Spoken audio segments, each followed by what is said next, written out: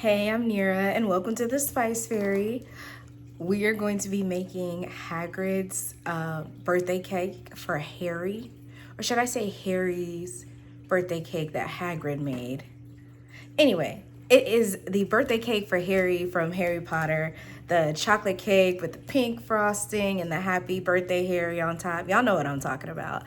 But we're going to be making that today in honor of my cousin's birthday. She asked me for this cake specifically, so that is why I'm putting effort, energy, time, love, care into making a chocolate cake because I do not enjoy baking, but we're gonna make it fun today. I even had to put on a little Hogwarts shirt, little Gryffindor action in here because I need y'all to know how much I want to be silly today, and I want to literally just make this cake for a dear family member, and I really hope she enjoys it.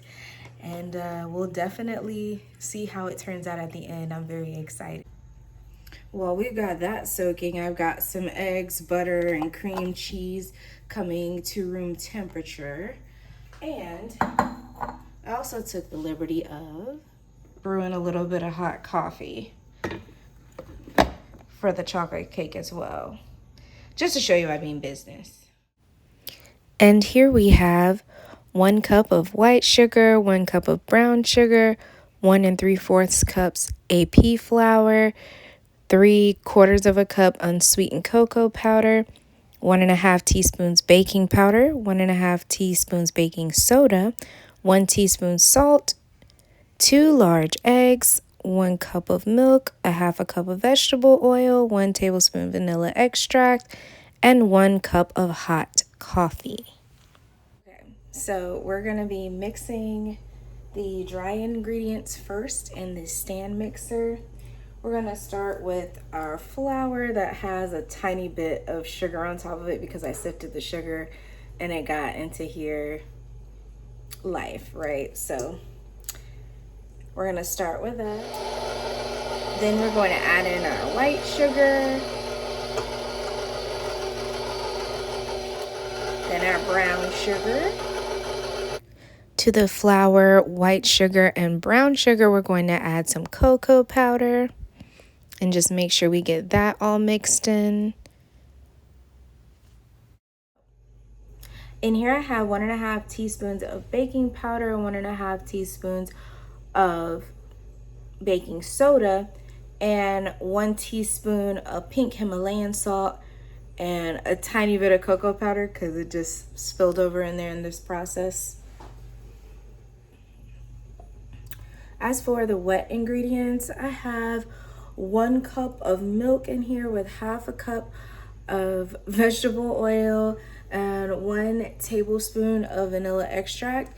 And the milk in here is actually vanilla almond milk. And now I'm gonna slowly add in the 2 eggs.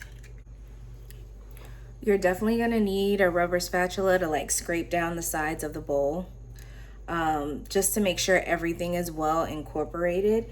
It's looking very silky right now, and I'm gonna show you guys, but it's giving more so brownie than cake batter. And that's because we have not added the coffee to it yet. Now, if you do not have coffee, you can definitely substitute the coffee with just hot water because the objective with the hot liquid is to bloom the chocolate. We use cocoa powder, and in order to get that real cocoa flavor without so much of the bitterness in there, you do need to bloom it with a hot liquid. Now that I've scraped down the sides and bottom of the bowl, I'm just gonna let it incorporate a little bit more before I add this hot coffee because I do not want the eggs to cook in here. As I add the hot coffee to the batter, you can see it change from that brownie-like texture to something nice and loose and ribbony. And you just let that incorporate, and that's really it. You now have your batter. So this actually smells pretty amazing, and it's not even cooked. It smelled good before I put in the coffee, but after that coffee, it smells amazing. And you see the batter is very runny. In the video, you could see that it gets runny, and that's okay. That's how it's supposed to be. Now I'm just going to prepare some cake pans, so hopefully it won't stick while it's cooking. There are a couple of different ways to prepare cake pans. I'm just going to do this way by just spraying some cooking spray into the pan and then dusting it with cocoa powder. What you end up with is something looking like this.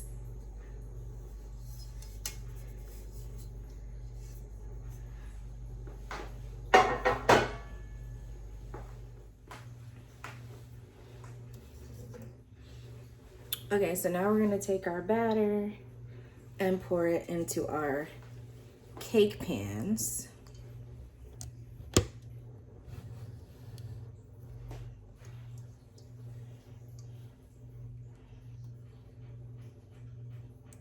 I have 2 cake pans, and we're gonna do half and half on the batter. Pretty sure these are 9-inch cake pans. I said make sure you have a rubber spatula because it's really the best for cleaning out bowls.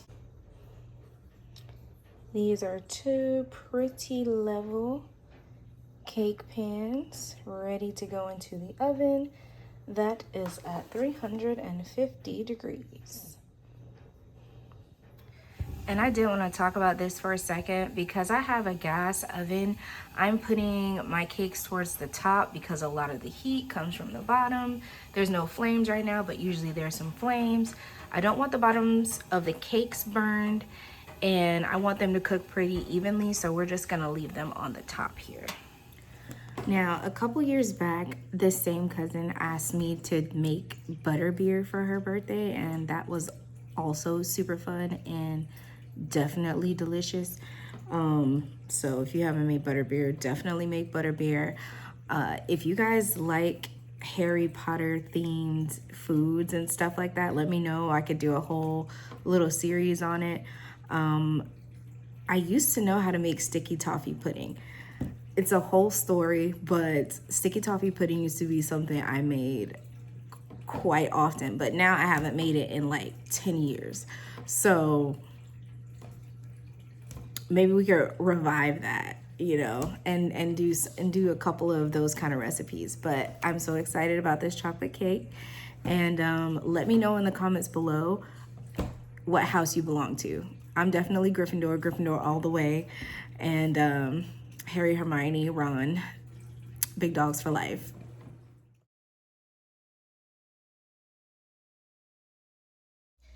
And this is supposed to be the Harry Potter cake, right? So the pink, you know, frosting and then like the green lettering.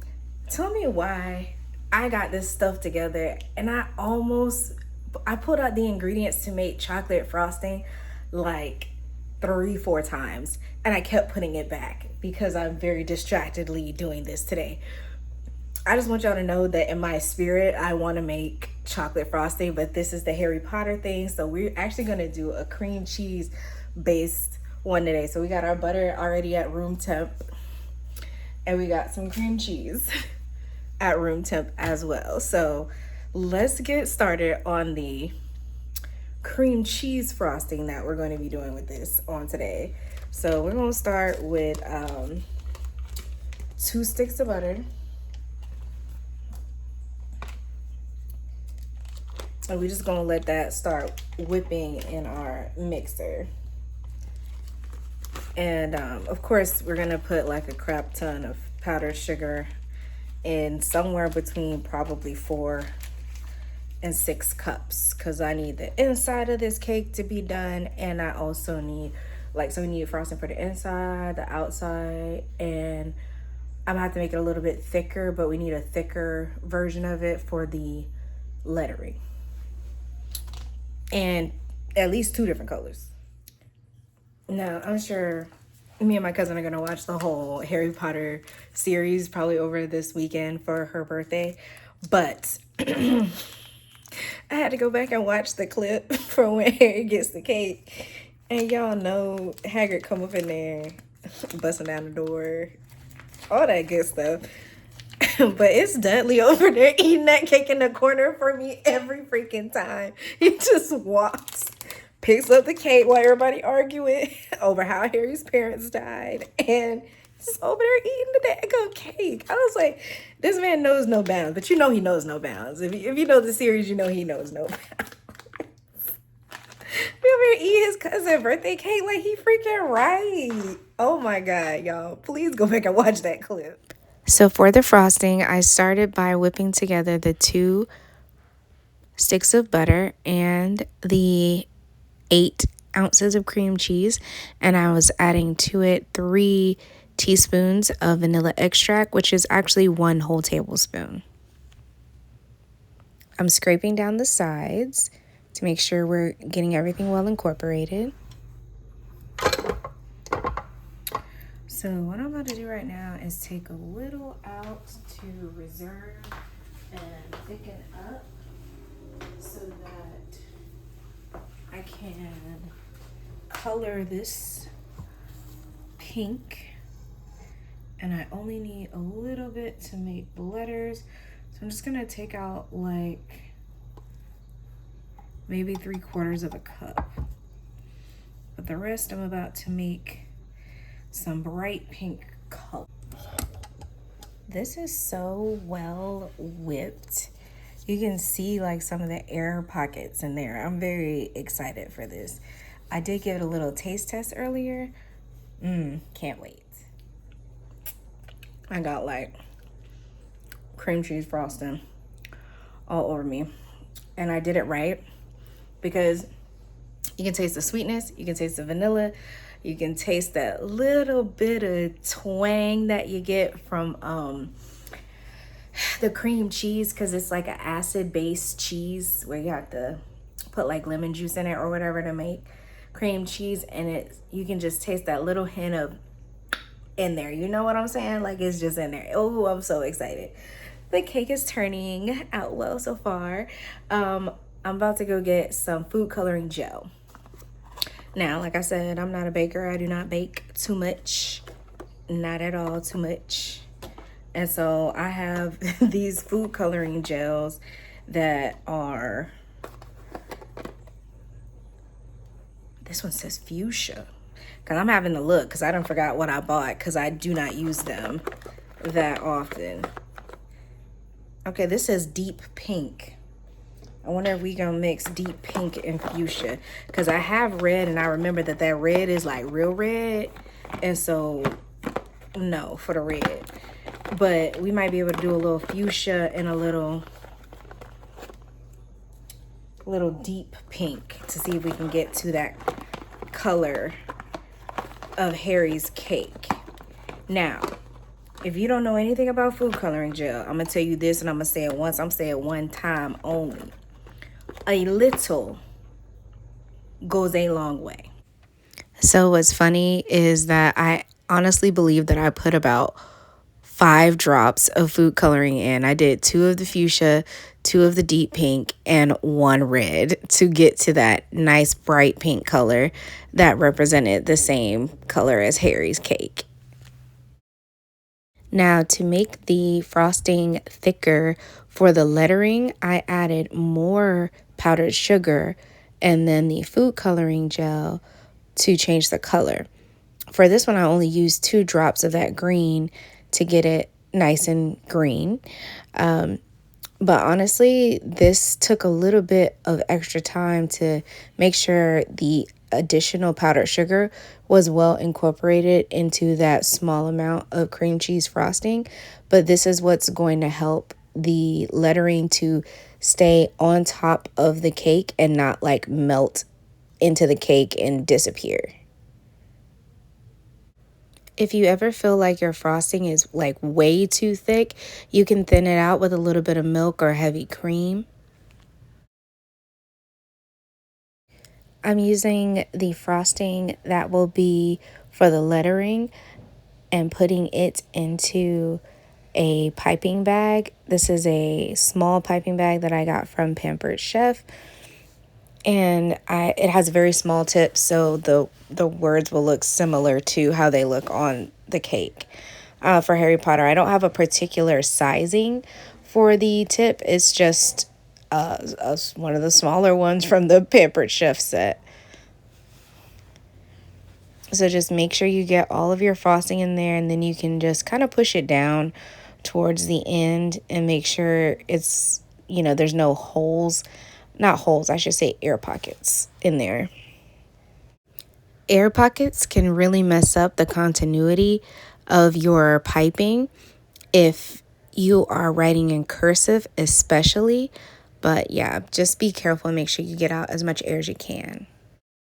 Let me tell y'all something. When you're not a baker and your cake comes out of the pan like my cake came out of the pan and just beautifully flip it over, just a little tap on the back, and it came out all in one swoop, no issues. We don't have cake left over in the pan. That makes you feel good inside. It makes you feel like you've really accomplished something, because with baking, you got to get every step right. What do is level the cake. The cake is so moist. It's pretty awesome how moist it is. I'm gonna try not to press into the cake too hard, not too much. But the thing is, we just want it to be pretty level. And I can tell you from here, it's not very level.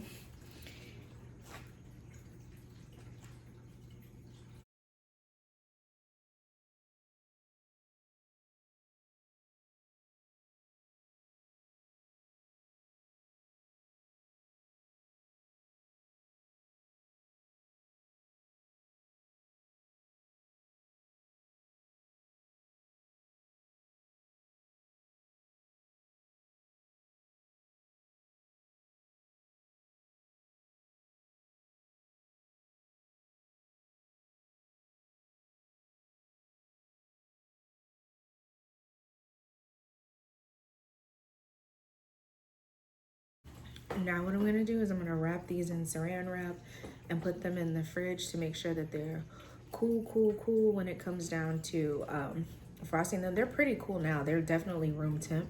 I would not have tried to level them without them being room temp, but just to make sure that we have less cracking, less problems and all that when I do decorate it, we're gonna go ahead and wrap them and put them in the freezer.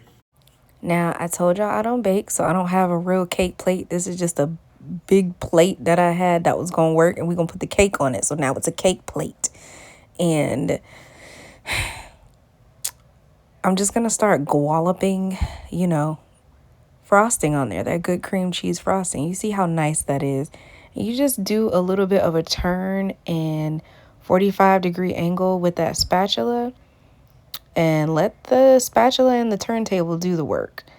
Don't you press too hard. Don't do too much. This is a simple thing. And let me tell y'all something. I don't know how to level no cake. I don't, because with all that energy that we spent leveling out that cake was still lopsided. Lord, it was lopsided. And I think it was lopsided because I leveled the cake layers, but I didn't level the cake layers to themselves to make sure that they were both the same level. Once you've gotten that to a point where you feel like it's well filled for the middle, you're going to take the other cake layer and you're going to put the smoothest part of it up top, because you want the smoothest part, which for me is the bottom of the cake actually.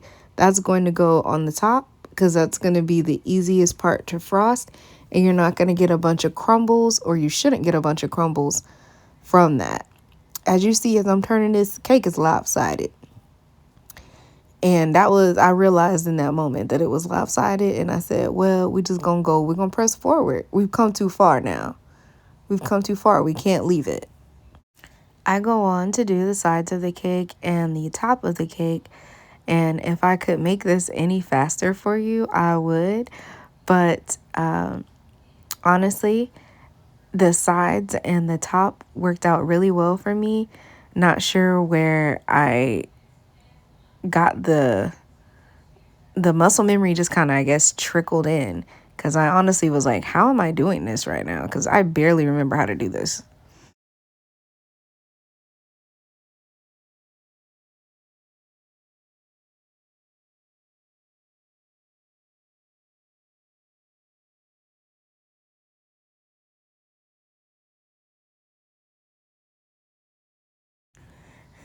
Now for this part, I am taking the offset spatula and drawing out that crackle that's in the cake from when, Hagrid sat on the cake. So it's a little bit, pressed. Another reason why I was happy to make this cake is because this cake was sat on. So if I'm doing something, as long as I don't sit on the cake, I'm doing a good job. Forget how long it takes me to do lettering. Forget all that nonsense. I didn't sit on the cake, so I'm doing a great job. Right now, I'm kind of stenciling, but not really, like just marking where I want certain letters to be, so it sets up me lettering the whole rest of the cake the right way.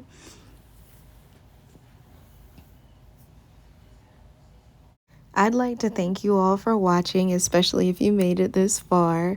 Please like, comment, subscribe. Let me know what your favorite house is. Again, I'm Team Gryffindor.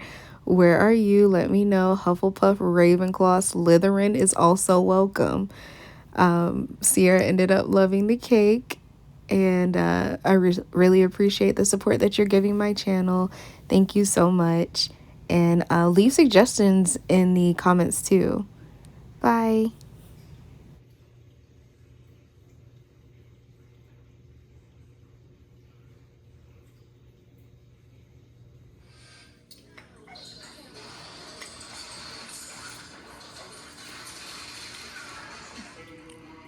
You know what? We really should be eating it in the corner like Dudley did. Dudley was doing too much. He was doing absolute